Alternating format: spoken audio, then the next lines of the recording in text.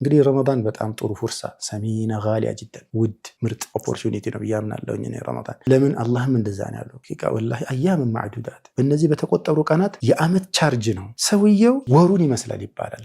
የረመዳን ጥሩ የነበረ ሰው 11 ወር ጥሩ ነው የሚሆነው። ወላሂ ዑለሞች ምን ይላሉ? ኢንተረስቲንግ ነገር የሰማሁት ማለት ነው። በረመዳን ለምሳሌ በረመዳን አንድ ጁዝ ቁርአን መቅራት በየቀኑ ማለት ነው በወር አንድ ጊዜ ማክተም ያቃተው ሰው ይጀርብ 11 ወር አያختም ይላል። በ11 ወር አንድ አያختም ይላል። ስለዚህ ረመዳን ውስጥ የሚኖር ሲፋ ነው ሌላው 11 ወራት ላይ የሚንጸባረቀው ቻርጅ ሊያደርገን ነው። የሰው ልጅ ቻርጅ ይፈልጋል።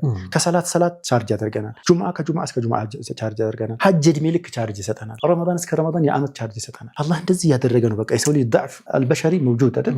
ደካማ ተደርገን ስለተሆነ የተፈጠረው የሆኑ ነገሮች ሊያዘናብሉን ሲሉ ይመልሰናል። በቃ ለምሳሌ ከዞርና እስከ አሱር ድረስ የሆነ በቃ ልትሰራ እንዳትቀጥል አሱር ያስቆምሃል። በጣም እኮ ኢንተረስቲንግ ነገር ነው ወላሂ። ከዛ ከአሱር በኋላ ጀምረህ ከሆነ መግሪብ ያስቆምሃል። አልহামዱሊላህ እንኳን አላህ አምስት አደረገው ሰላት ወላሂ። አንዳንድ ቀን እንደዛ ፊል ያደርጋል። ጧትና ማታ ብቻ ቢሆን ኖሮ ረጅም ጊዜ አናገኝም መሐመድ ለማዕሲያ ማለት ነው። አዎ ውዱእ እናደርጋለን። ወደ መስጂድ ኹጣ ይኖረናል አይደል? ወአት ቢሰያት الحسنه ተመሑ አይደል? ከተሳሳትንም ማለት ነው ወደ መስጂድ ስንመላለስ አላህ ይመረናል። እዚህ ሰውየው አመት የሚሰንቅበት አጋጣሚ ስለሆነ እነዚህ መልእክቶችን ሲሪየስሊ እንወስዳቸው።